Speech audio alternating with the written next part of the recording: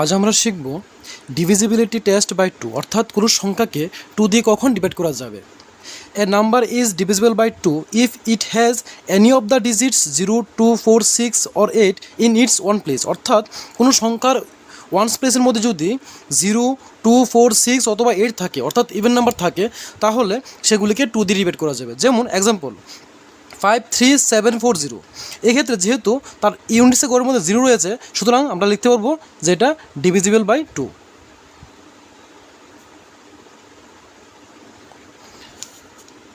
39568, এক্ষেত্রে যেহেতু তার ওয়ান্সের গড়ে অর্থাৎ ইউনিটসের গড়ের মধ্যে 8 রয়েছে, মিনস ইভেন নাম্বার রয়েছে, তাহলে আমরা বলতে পারবো যে এটা ডিভিজিবল বাই টু, অর্থাৎ এটাকে টু দিয়ে আমরা ইজিলি ডিভাইড করতে পারবো।